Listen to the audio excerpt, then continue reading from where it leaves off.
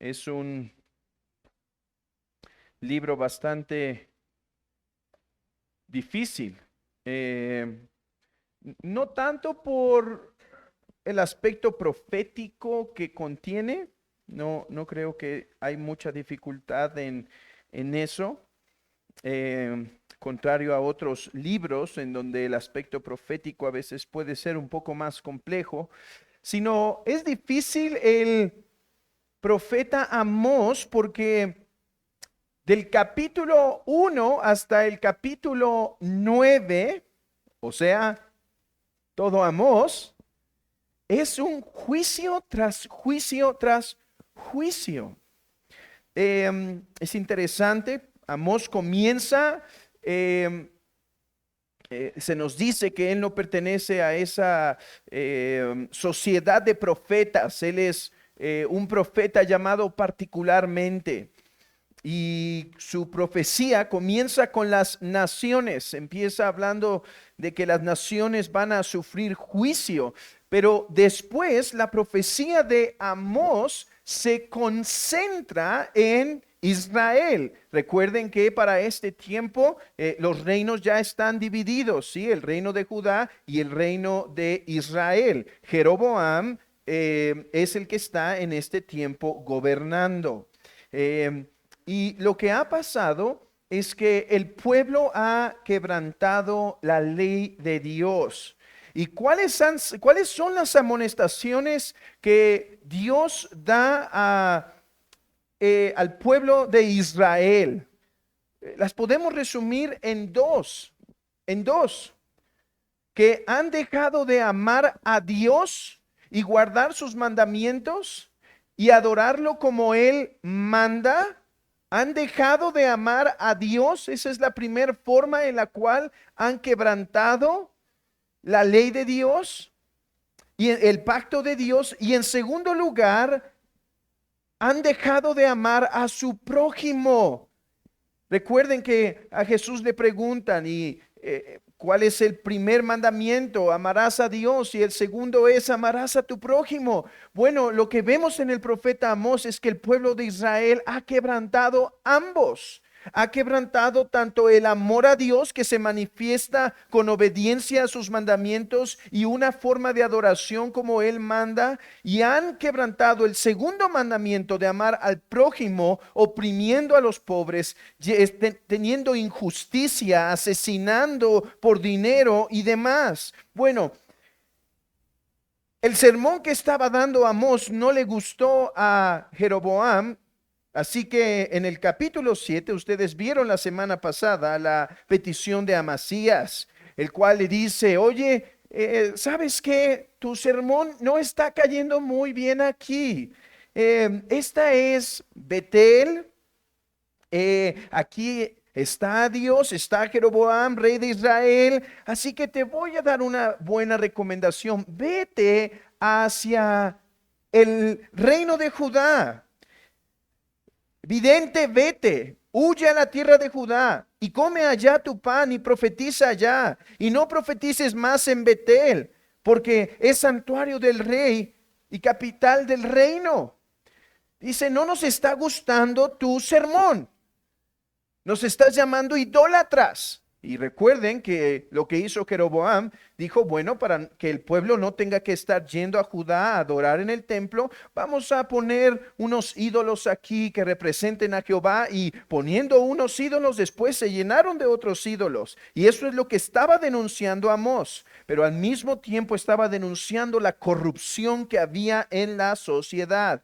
Entonces, bueno, Amós es cuando responde, yo no soy profeta ni hijo de profeta, yo era un hombre un boyero y recojo higos silvestres, pero este ha sido el mandato que el Señor me ha dado. Y entonces, no pararé de profetizar. Pero en el capítulo 8, pareciera que Amós ha cachado la petición de Amasías.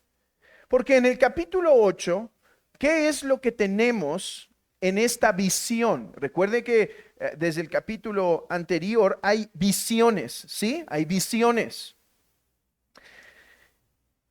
Y esta es otra de las visiones.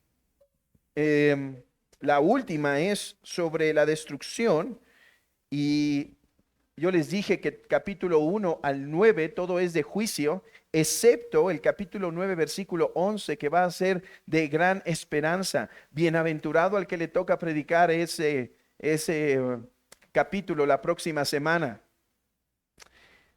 porque trae gran gozo, porque habla de la restauración del templo. Pero bueno, ya les estoy dando el sermón de la próxima semana, ¿verdad? Regresemos al nuestro. Lo que ve es una canastilla llena de fruta. ¿Qué representa esto? Yo creo que cuando Amasías empieza a escuchar esta profecía, empieza a decir, ya está entendiendo. Claro, Amós, claro que nosotros somos esa canastilla llena de fruta de verano. O sea, era una canastilla atractiva. Aquí en nuestro país se suele en las fiestas de Navidad llevar unas canastas, ¿no es cierto? Y llevar a veces fruta y están bien adornadas. Bueno, imagínense una canasta preciosa, bien adornada, con buenos dulces, quizá con un buen licor que se ve ahí atractivo a los ojos de todos. Y entonces, Amasías probablemente dice, de eso es lo que estoy hablando.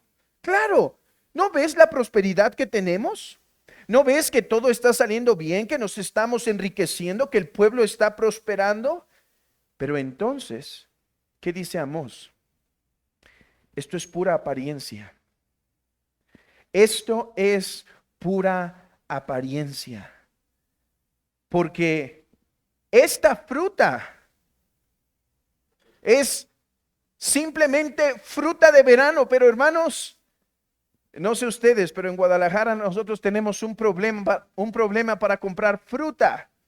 No porque no la haya, sino porque si uno quiere ir y comprar mucha fruta, la tiene que guardar en el refrigerador porque si no rápido se madura y se echa a perder.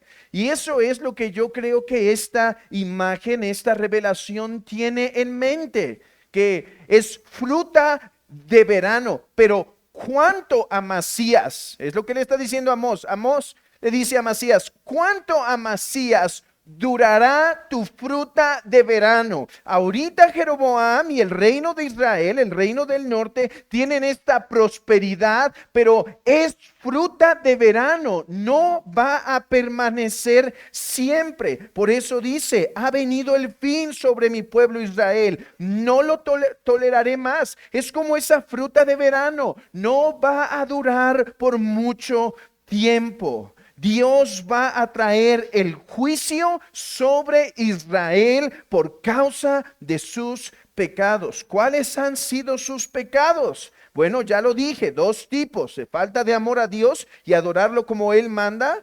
Y en segundo lugar, falta de amor al prójimo. ¿Y qué han hecho? Dice, explotáis a los menesterosos y arruináis a los pobres de la tierra, diciendo, ¿cuándo pasará el mes y venderemos el trigo y las semana y abriremos los graneros de pan y achicaremos, o sea, lo haremos menor, le quitaremos, achicaremos la medida y subiremos el precio y falsearemos con engaño la balanza para comprar los pobres por dinero y los necesitados por un par de zapatos y venderemos los desechos del trigo? Jehová juró que no se va a olvidar de esto. ¿Cuál fue el pecado de Israel? Que empezó a olvidarse del amor al prójimo, que empezó a hacer mal a sus hermanos.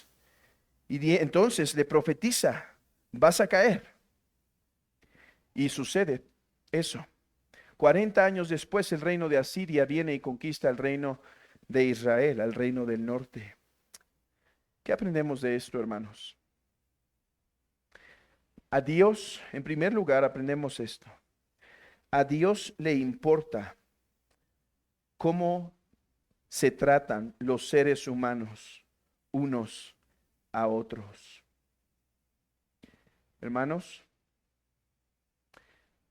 hoy vemos cosas terribles en nuestro país.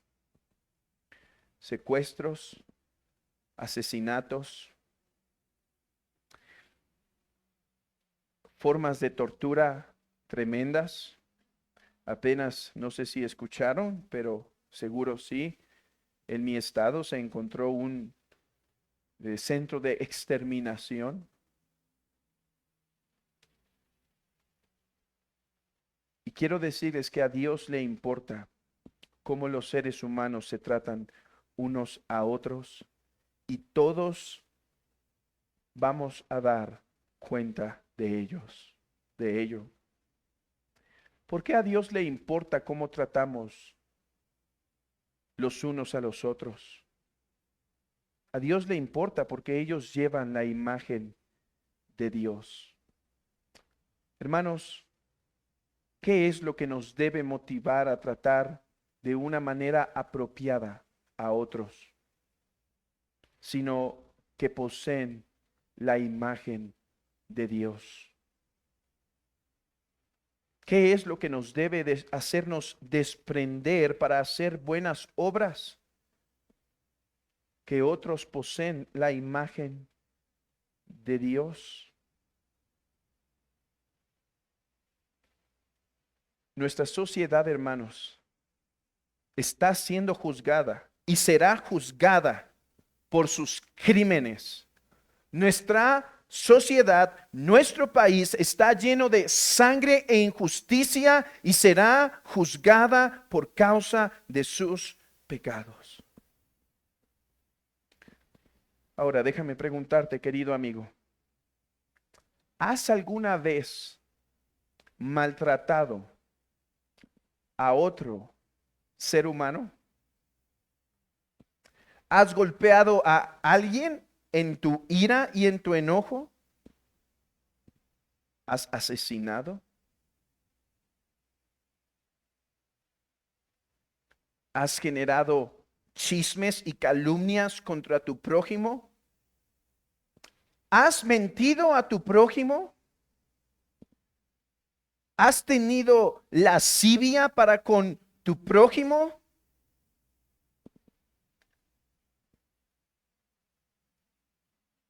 ¿Has robado a tu prójimo?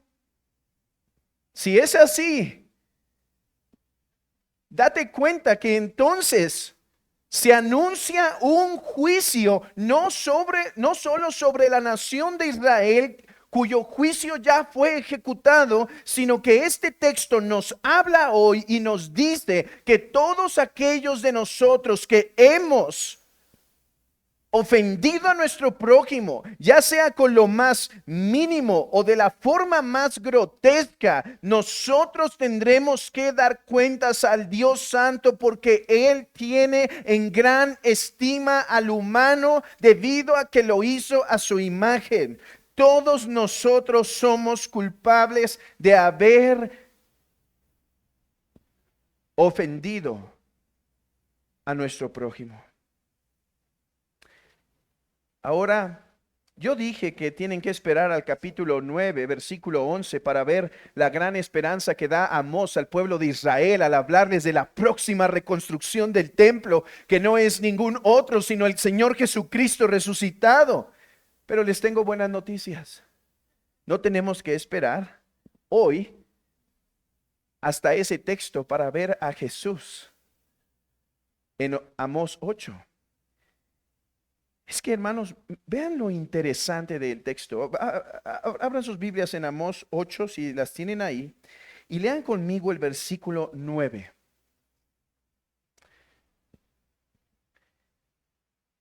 Dice, recuerden el contexto. Israel, vas a ser juzgado por causa de tus pecados, y tus pecados son que has hecho mal al prójimo, has ofendido a tu prójimo, lo has maltratado, lo has abusado, lo has tratado como si no fuera la imagen de Dios, sino un objeto. Bueno, entonces yo te voy a traer un juicio. ¿Cuál es ese juicio? Versículo 9. Acontecerá en aquel día, dice Jehová el Señor, que haré que se ponga el sol a mediodía. Cubriré de tinieblas la tierra en el día claro, y cambiaré vuestras fiestas en lloro y vuestros cantares en lamentaciones, y haré poner cilicio sobre todo lomo y que se rape toda cabeza, y la volveré como en llanto de unigénito y su postrimería como día amargo. ¿Qué es lo interesante? Está diciendo, yo voy a traerles un juicio porque son mi pueblo y no los puedo dejar sin castigo. Ustedes van a recibir un castigo. Y dice que se llenaría de sombra en el mediodía. Y que si estaban haciendo fiestas, la fiesta iba a acabar porque las sombras lo había llenado. Yo creo que esto es una alusión a el ejército asirio, el cual cuando empieza a llegar, por decirlo así, su grandeza es tal que obscurece a Israel el mediodía. Pero hermanos, este lenguaje es el mismo lenguaje que se utiliza para hablar de lo que pasó en el día de la cruz. Escuchen esto. Cuando era como la hora sexta, hubo tinieblas sobre toda la tierra hasta la hora novena, y el sol se oscureció, y el velo del templo se rasgó por la mitad. Entonces Jesús, clamando a gran voz, dijo: Padre, en tus manos encomiendo mi espíritu. Y habiendo dicho esto, expiró.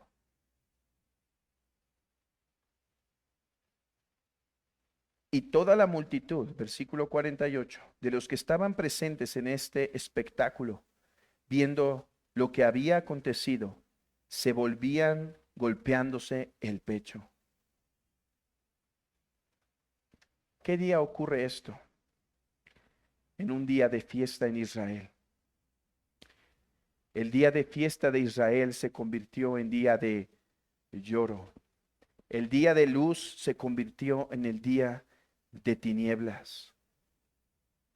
Mi amigo, Israel tuvo que ser juzgado por Dios por haber ofendido a su prójimo. Tú has ofendido a tu prójimo. Yo he ofendido a mi prójimo. Yo debo ser juzgado por Dios. Pero nota esto. Jesucristo se encarnó para ponerse bajo esas tinieblas, el juicio de Dios, a fin de que el pecador pudiera tener perdón de pecados. No te estoy preguntando si has ofendido a tu prójimo, lo has ofendido. La pregunta es si ya tienes el perdón por las ofensas que has cometido contra Dios y contra tu prójimo, porque la única manera de tener el perdón de estas ofensas es creyendo en Jesucristo, el que fue obscurecido por la ira de Dios. Hermanos, en último lugar, esto nos enseña algo a nosotros como iglesia. Santiago, Juan, Pablo hablan de esto. A Dios le importa, hermanos, cómo tratamos a nuestro prójimo. Israel, recuerden que era un pueblo combinado. Era un pueblo que tenía verdaderos creyentes y falsos creyentes, o dejémoslo así, judíos solo según la carne y judíos en la carne y espiritual. Por eso es que había tal corrupción. Pero ahora en la iglesia de Cristo, todos los que son de Él tienen el Espíritu Santo para ya no andar como anduvo Israel, ofendiendo a nuestro prójimo, lastimando a nuestro prójimo, robando a nuestro prójimo. Mis hermanos, este texto nos enseña lo contrario que debemos hacer. Debemos ser justos en nuestros tratos con los de afuera. Debemos honrar la imagen de Dios en los de afuera. Debemos respetar la imagen de Dios con aquellos que están fuera de la iglesia. Pero mis hermanos, mucho más debemos tener en gran estima a aquellos que están dentro de la iglesia. Por eso Juan se sorprende. ¿Cómo puedes decir que amas a Dios y aborreces a tu hermano? ¿Cómo se te ocurre, dice Santiago, que puedes decirle a tu hermano que Dios te sostenga y te alimente y no le das lo necesario? Hermanos, la iglesia de Cristo debe reflejar lo contrario de Amós, debe reflejar una comunidad de amor, una comunidad de compasión, una comunidad en donde nos servimos unos a otros, donde pedimos perdón unos a otros, en donde nos amamos unos a otros. Esa es la enseñanza que nos deja Amós, y quiera Dios que esta iglesia refleje la gracia del Espíritu Santo, el amor que ha sido derramado en nuestros corazones para que andemos según sus caminos, y que pueda ser una luz en medio de las tinieblas.